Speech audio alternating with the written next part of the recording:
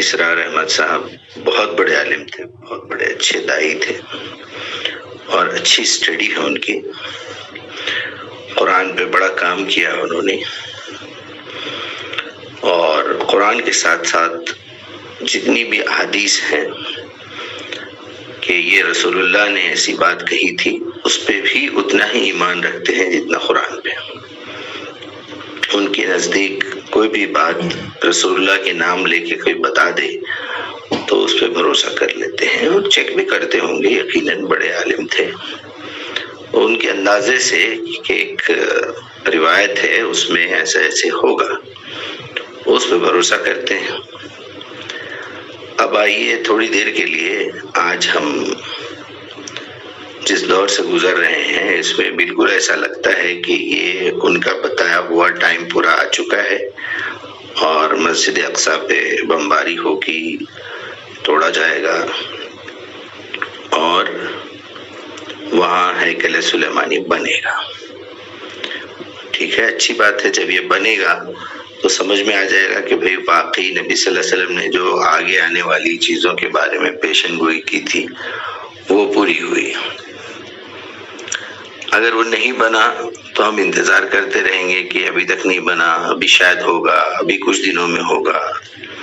پھر اس سے ملتے جلتے اور بھی قصے ہیں کہ ایک مہدی اٹھیں گے، مہدی علیہ السلام، پھر وہ دجال آئے گا، پھر عیسیٰ علیہ السلام نازل ہوں گے آسمان سے، پھر وہ مہدی ان کا ساتھ دیں گے، پھر جنگ ہوگی، پھر دجال کو مارا جائے گا، پھر قیامت آئے گی۔ اب دیکھیے دونوں سچویشنز میں نے آپ کے سامنے بیان کر دیے۔ کتنی دیر لگی؟ 2 منٹ 11 سیکنڈ۔ اس میں سے 1 منٹ تو پہلے والا نکال دیجئے، اب یعنی 1 منٹ میں نے آنے والے دنوں کے بارے میں جو بات ہے وہ آپ سے بتائیے۔ اب اللہ سبحانہ وتعالیٰ میرے سے یہ 1 منٹ کے بارے میں سوال کرے گا قیامت کے دن کہ تم نے جو ہے رات کو 4:10 پہ ایک میسج کا جواب دیا تھا، اس میں تم نے دونوں باتیں کھول کے بتا دی تھی۔ اب ذرا تم مجھے یہ بتاؤ، کیا یہ سوال کہیں قرآن میں نے تم سے کیا تھا کہ تم سے مرنے کے بعد عیسیٰ کے بارے میں سوال ہوگا، مہدی کے بارے میں سوال ہوگا، دجال کے بارے میں سوال ہوگا، ہیکل سلیمانی کے بارے میں سوال ہوگا، یا مسجد اقصیٰ کے بارے میں سوال ہوگا؟ کہیں لکھا تھا میں نے کتاب میں؟ نہیں، میں جو ہے ایک روایت میں سنا تھا، اتنے بڑے عالم بتائے تھے میرے کو۔ اچھا ٹھیک ہے، اب دیکھ لو قیامت بھی ہو گئی اور تم یہاں آ کے کھڑے ہو، تمہاری آنکھوں کے سامنے واقعہ ہوا؟ جی نہیں ہوا۔ دیکھو تمہارے مرنے کے بعد اتنی دنیا گزری، اس میں کہیں یہ سین ملتا ہے تم کو؟ جی نہیں ملتا۔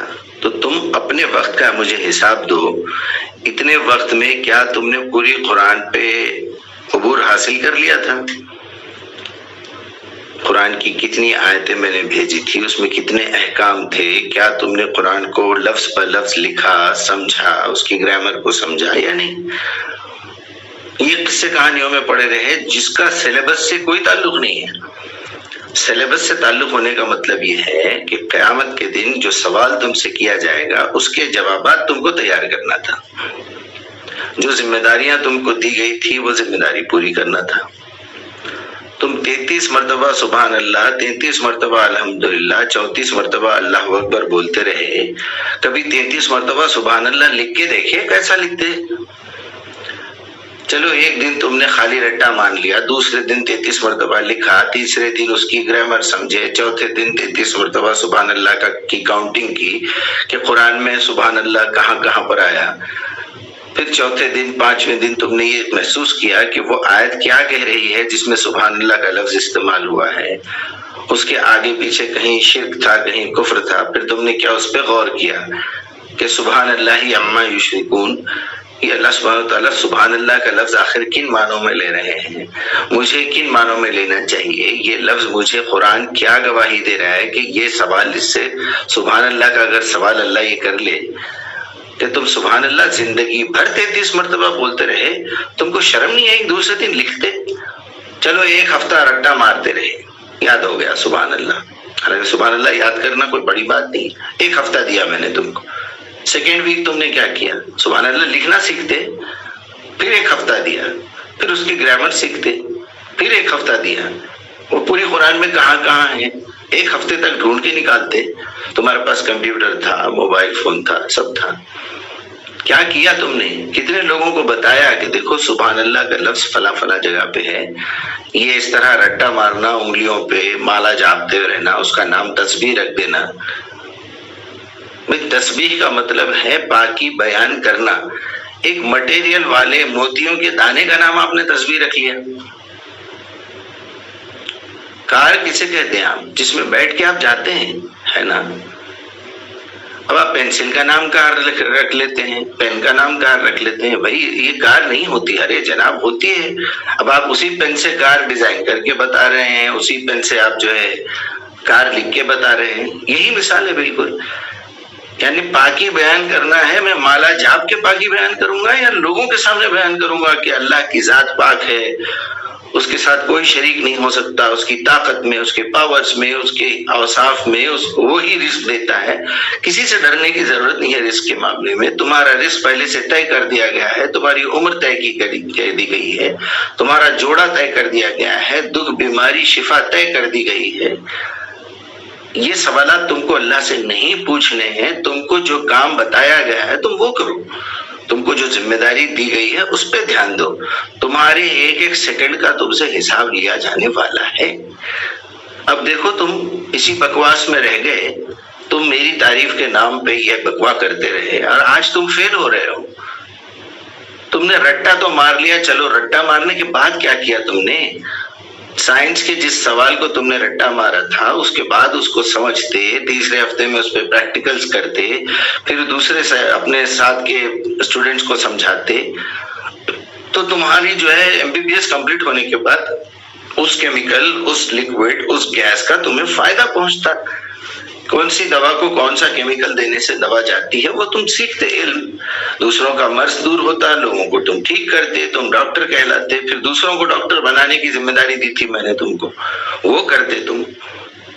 ایک تو تم اپنی صحت کا خیال رکھتے ڈاکٹری پڑھ کے، دوسرے لوگوں کے بیماریوں کو دور کرتے، تیسری ڈیوٹی تمہاری دوسروں کو ڈاکٹر بناتے۔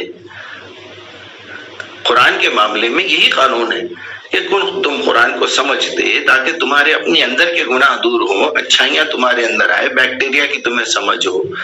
دوسری اچھی تمہاری ذمہ داری یہ تھی کہ اپنے بیوی بچے، اپنے والدین، اپنے بھائی بہن، اپنے پڑوسی، اپنے ملنے والوں کی بیماریاں بھی تم دور کرو۔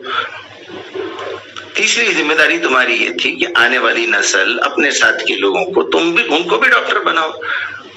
کتنا اچھا کام تھا یہ۔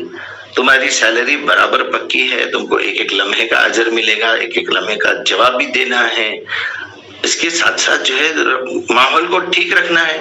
ماحول میں گندگی پھیلتی رہی، MBBS کی جو بک ہے، سلیبس کی بک ہے، لوگ جلاتے رہے اس کو، اور تم لوگ بیٹھ کے دیکھتے رہے اور مجھ سے دعائیں مانگتے رہے، اللہ ان کو برباد کر دے، اللہ ان کے ساتھ ایسا کر دے، اللہ ان کے ساتھ۔ ارے بھائی وہ لوگ ایڈز پھیلاتے پھرتے رہے، ہیپیٹائٹس بھی پھیلاتے پھرتے رہے، اس میں کفر پھیلتا رہا، شرک پھیلتا رہا، تم سوتے رہے۔ یہ نہیں پوچھے گا اللہ؟ تو میرے بھائی اب سمجھ میں آ گئی بات۔ ہیکل سلیمانی، وہ فلسطین، وہ اسرائیل، وہ بیت المقدس، وہ مہدی علیہ السلام، وہ عیسیٰ علیہ السلام، وہ دجال۔ ارے مجھے کیا کرنا ہے میرے بھائی؟ دجال جھوٹے کو، دھوکے باز کو کہتے ہیں۔ جہاں بھی نبی صلی اللہ علیہ وسلم نے دجال کا لفظ استعمال کیا، بات ساتھ ساتھ عیسیٰ کا بھی لفظ استعمال کیا، مسیحی دجال۔ جو اپنے آپ کو عیسیٰ بولے گا وہ جھوٹا ہے بول دیا۔ اب ہماری سمجھ میں آ نہیں رہا ہے کہ یعنی عیسیٰ آنے والے نہیں ہیں۔ کیوں آئیں گے بھائی؟ پوری قرآن میں لے کے اب تحقیق کریں گے، ہم بتائیں گے لوگوں کو۔ وہ مہدی جس کا ذکر یہودی کرتے تھے وہ نبی صلی اللہ علیہ وسلم کی طرف اشارہ تھا۔ موسیٰ علیہ السلام نے بتایا ہوگا کبھی، ان کی کتابوں میں لکھا ہوا ہے، نام احمد ہوگا، آئیں گے، عرب کے ہوں گے، ننگے پیر پھرنے والے ہوں گے، جو جو بھی ان کی روایتیں ہیں۔ ٹھیک ہے، ہوں گے بھائی، ایک مرتبہ پڑھ لیے، دو مرتبہ پڑھ لیے، کسی سے تذکرتاً بیان کر دیے، کیا اس کے پیچھے ہم اپنی زندگی برباد کر لیں گے پوری؟ رٹے مارتے رہیں گے باقی زندگی ہماری، جھوٹ، بے حیائی، لوگوں کو دھوکہ دینا، ان سے پیسے قرضہ لے لیے، ان سے لے لیے، ان کو دھوکہ دے دیے۔ اب لسٹ تو میں 50 مرتبہ بیان کر چکا ہوں۔ ایک چھوٹا سا شارٹ کٹ مار کے آپ جو ہے لوگوں کا حق تلفی کر دیتے ہیں، رانگ سائڈ گاڑی چلا کے، چوری کی لائٹ جلا لیتے ہیں، تو میں سمجھتا ہوں اس سے زیادہ مثالیں میں بہت دیتا ہوں، پھر بھی لوگوں کی سمجھ میں نہیں آ رہا ہے، تو میں معافی چاہتا ہوں اس کے لیے، اور جو بھی اس کو سنے غور فرمائیے